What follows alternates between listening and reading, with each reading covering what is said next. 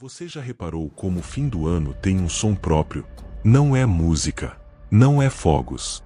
É uma frase.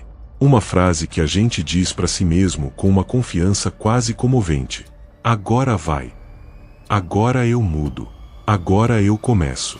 Agora eu paro. Agora eu volto. Agora eu viro aquela versão de mim que eu respeito. E eu não estou aqui para debochar disso.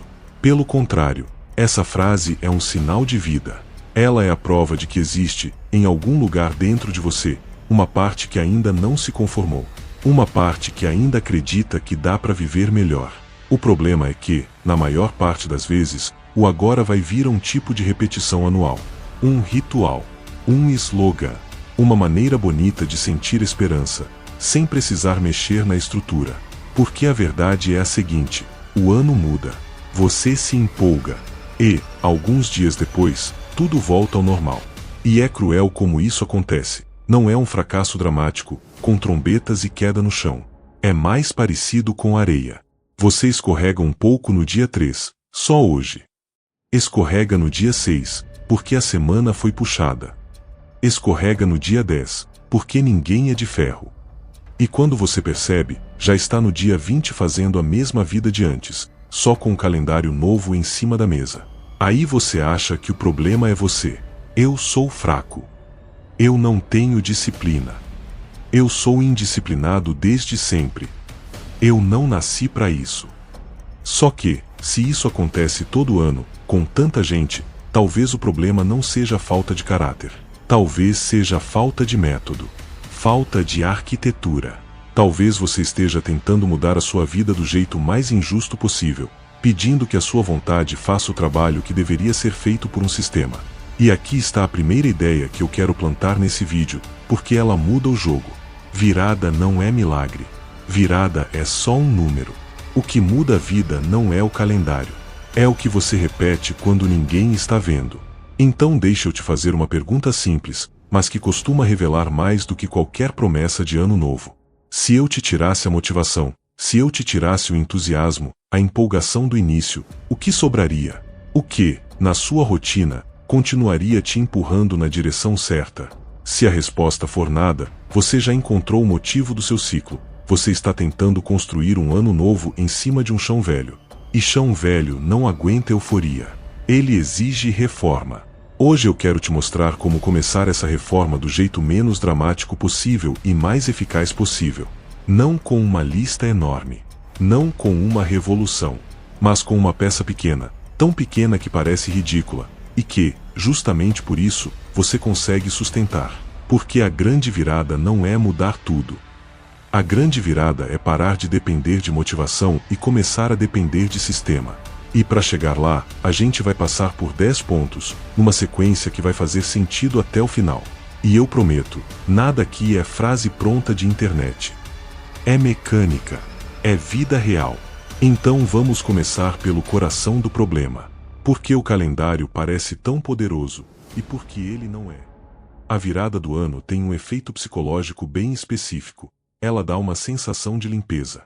É como se o dia 31 fosse uma espécie de tribunal e o dia 1º fosse uma absolvição.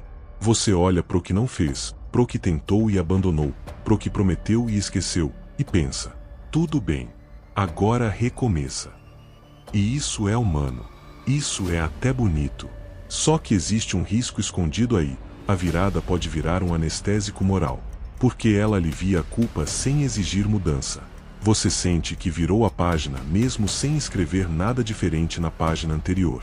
Você sente que agora é um novo ciclo mesmo com os mesmos gatilhos, os mesmos ambientes, as mesmas escolhas automáticas.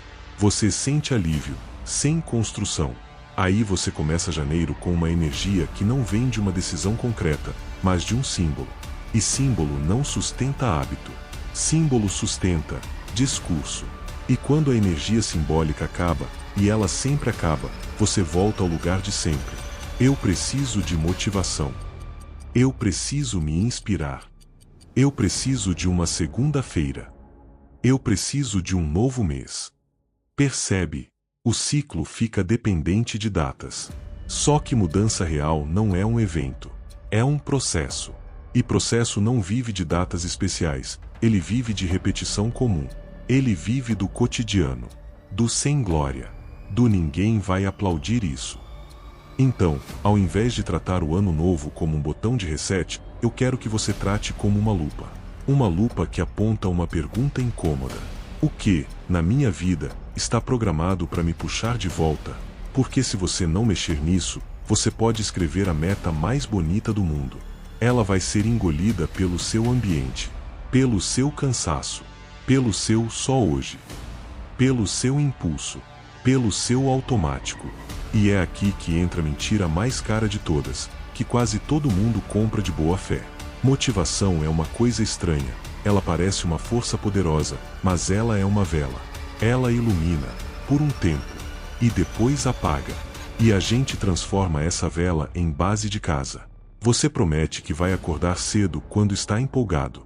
Você promete que vai treinar quando está inspirado. Você promete que vai estudar quando está otimista. E, por alguns dias, dá certo. Até que o corpo pesa. Até que o humor muda. Até que o trabalho aperta. Até que o mundo faz o que o mundo faz. Ele complica. Aí você diz, perdi a motivação. Como se a motivação fosse uma entidade que te abandonou. Como se você estivesse no escuro, esperando ela voltar. Só que motivação é um empréstimo emocional.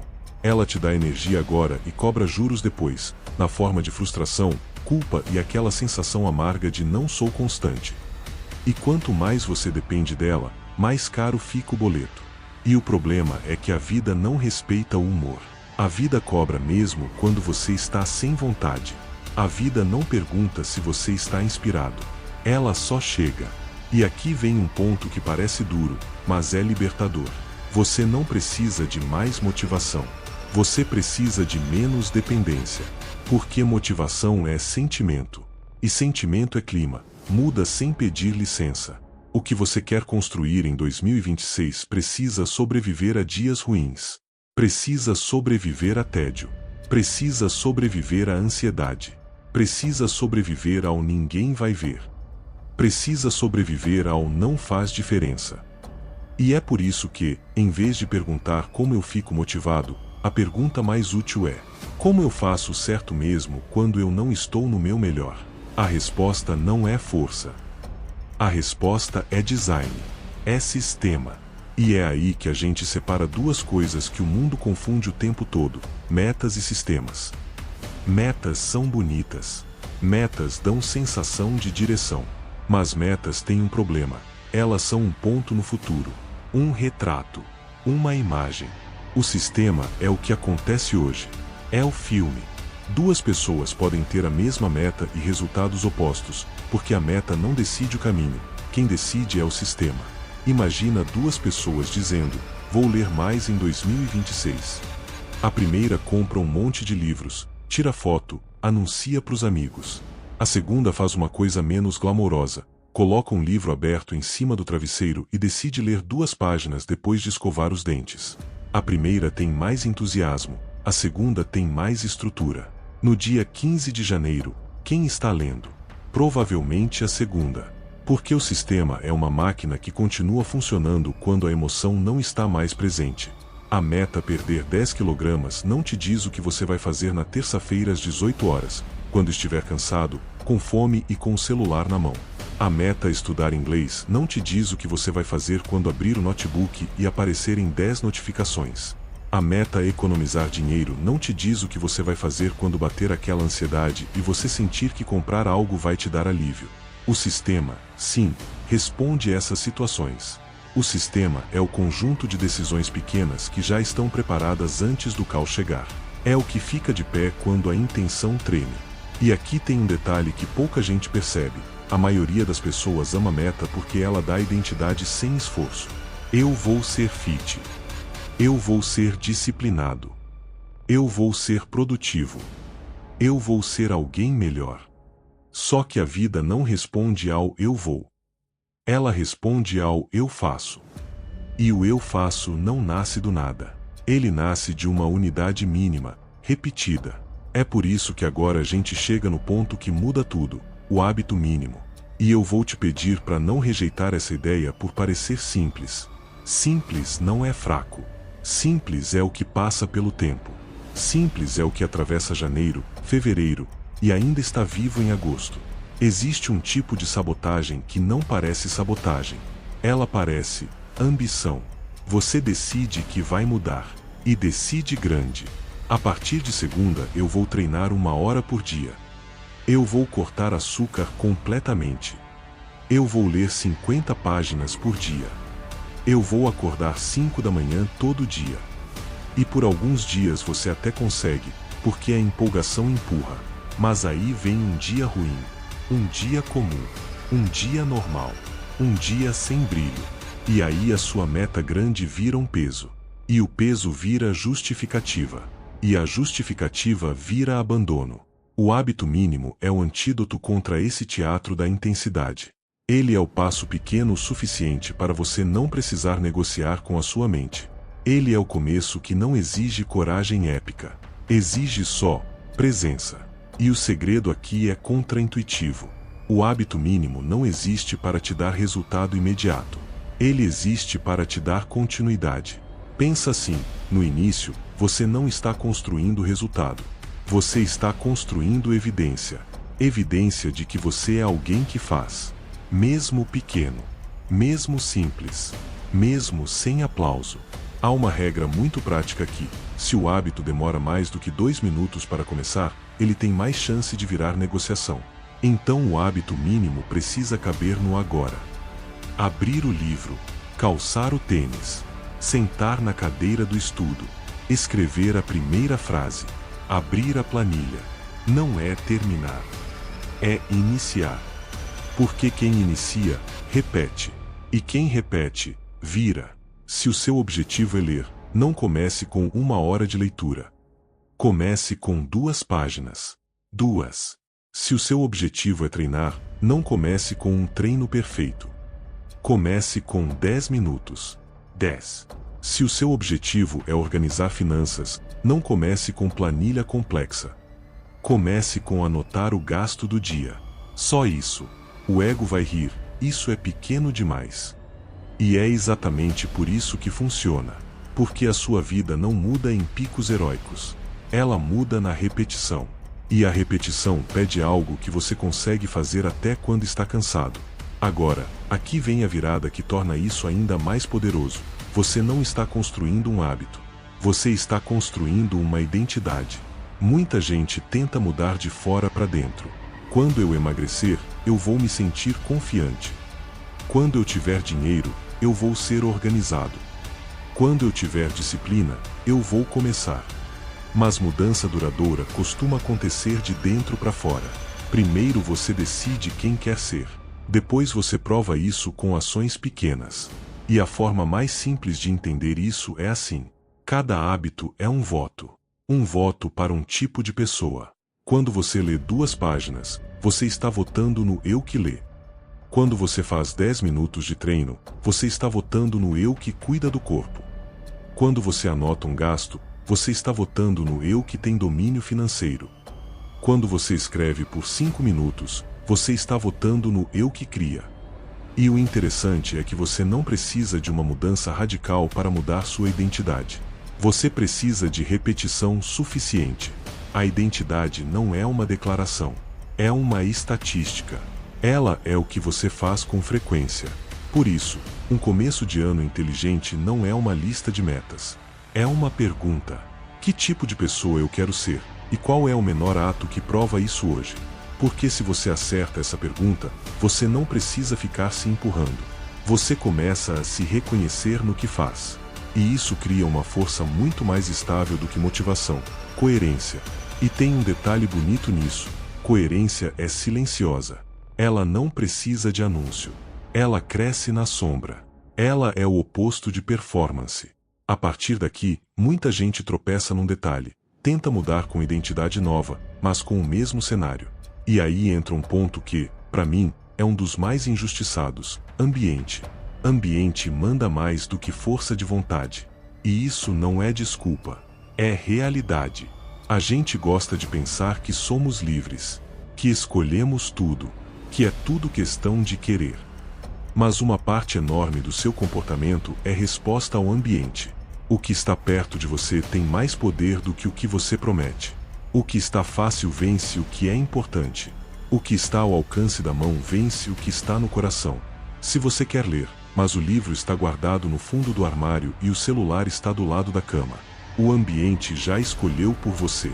Se você quer comer melhor, mas a sua casa está cheia de gatilhos fáceis e prontos, o ambiente já escolheu por você. Se você quer estudar, mas o seu espaço de trabalho é um campo de distrações abertas, o ambiente já escolheu por você. E aqui tem uma coisa que o livro deixa muito clara: o ambiente funciona por pistas. A pista é aquilo que dispara o comportamento. E você convive com pistas o tempo inteiro: a notificação, o sofá, a cozinha, a cama, o computador aberto, a geladeira, a TV. Se a pista do hábito ruim está gritando e a pista do hábito bom está escondida, você vai fazer o que é mais provável, não o que é mais nobre.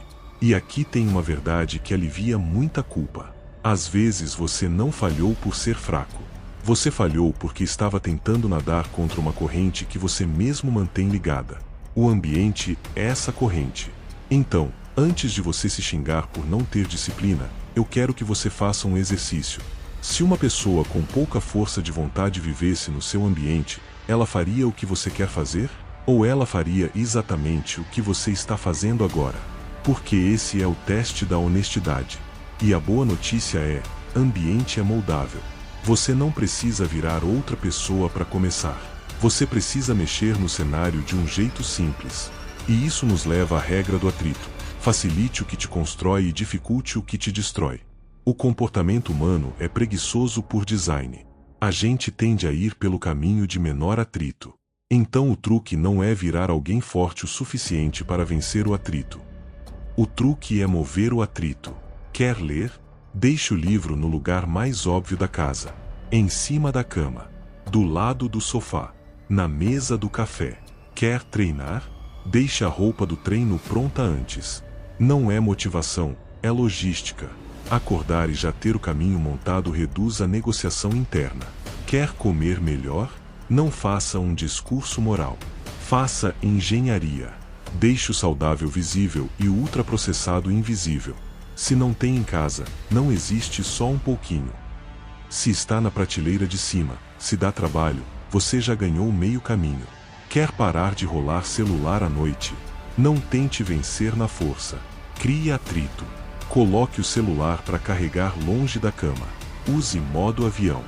Deixe um livro ou um caderno no lugar do celular. Quer estudar? Crie um espaço com um propósito só. Nem que seja uma cadeira, uma mesa, um canto. O cérebro aprende por associação: aqui eu faço isso. E um detalhe que quase ninguém usa: reduza os passos. Se para você estudar você precisa abrir a mochila, procurar o caderno, achar o carregador, limpar a mesa, abrir o arquivo, a chance de você desistir antes de começar aumenta. Então a pergunta é: qual é o passo que eu posso remover hoje? Percebe o padrão? Você está tirando o seu futuro das mãos do seu humor. Você está entregando para o seu ambiente um comando simples: quando eu estiver fraco, me empurre pro lado certo. Isso é sistema. Isso é o que funciona em dias comuns.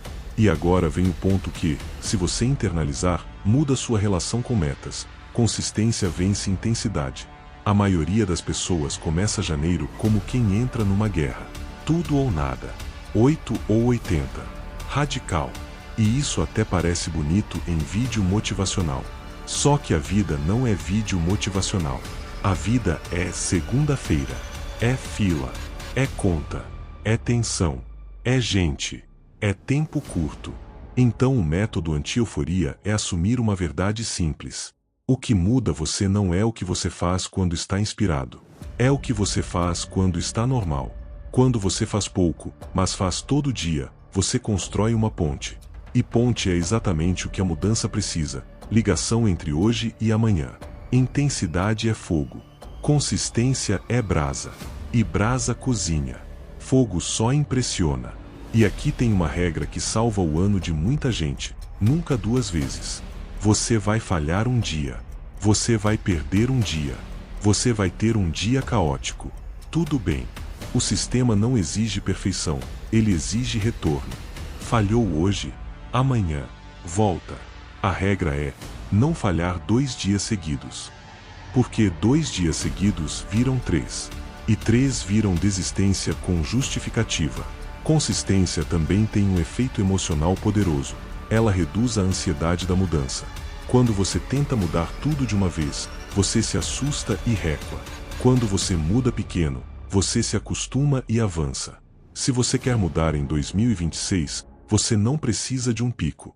Você precisa de um ritmo. Um ritmo que caiba na sua vida. Um ritmo que não dependa do seu melhor dia. Um ritmo que sobreviva ao seu pior. E é aí que a gente chega na conclusão prática, simples, memorizável e aplicável, para você sair desse vídeo com um plano de verdade, não com inspiração que evapora. É o pacto do ano, um hábito, um gatilho, um ambiente. Se eu tivesse que resumir este vídeo inteiro numa fórmula, seria assim: escolha um hábito mínimo, prenda ele a um gatilho fixo, e prepare um ambiente que te ajude quando você estiver fraco. Só isso. Porque, se você tentar fazer 10 mudanças, você volta ao agora vai. E ao agora foi. Se você tentar mudar tudo, você não sustenta nada. Mas se você escolhe um hábito pequeno e inevitável, você começa a virar alguém novo sem precisar fingir. Então eu quero te guiar por 3 decisões, agora, do jeito mais direto possível. Primeira decisão: qual é o seu hábito mínimo de 2026? Algo que leve menos de 2 minutos para começar. Algo que você consiga fazer até num dia ruim. Algo que prova uma identidade. Ler 2 páginas. Caminhar 10 minutos. Treinar 10 minutos. Ou escrever 5 linhas. Organizar uma gaveta por dia. Anotar um gasto por dia. Meditar 2 minutos. Estudar 5 minutos. Não escolhe o hábito que te impressiona. Escolhe o hábito que você consegue repetir. Segunda decisão: qual é o gatilho fixo? O gatilho é uma âncora no seu dia. Ele responde à pergunta: quando eu faço isso? Depois do café. Depois do banho. Antes de escovar os dentes. Assim que eu sentar na mesa. Antes de dormir. O segredo é ser específico e repetível. Se for vago, você negocia. Se for específico, você executa. Terceira decisão: qual é o ajuste de ambiente? Qual é a mudança mínima no cenário que reduz atrito e aumenta a repetição? Livro visível. Roupa do treino pronta. Celular longe da cama. Lanches saudáveis à vista. Notificações desligadas num horário fixo. Um canto do estudo preparado. Percebe o que está acontecendo? Você está parando de pedir que a sua força de vontade seja heroica. Você está construindo um sistema que te carrega. E agora eu vou fechar com a frase mais importante deste vídeo, porque ela é a anti-ilusão de ano novo. O ano não vai te mudar, mas um hábito vai. Só que não qualquer hábito. O hábito que você repete quando ninguém está vendo. O hábito que você consegue fazer num dia ruim. O hábito que vira prova de identidade. E se você quiser deixar isso ainda mais sólido, faz o seguinte: escolha um jeito de registrar. Pode ser um X num papel, um hábito no calendário, uma anotação simples. Não para virar prisão, mas para tornar visível o que antes era invisível, a repetição. Porque o que você acompanha, você respeita. E o que você respeita, você sustenta. Então, se você quiser transformar isso num pacto público, e isso ajuda mais do que parece, comenta aqui embaixo. Meu hábito mínimo de 2026 é: meu gatilho será. Meu ajuste de ambiente será. Porque quando você escreve, você deixa de sonhar no ar e começa a construir no chão. E é assim que a virada de verdade acontece. Não no calendário, mas no que você repete.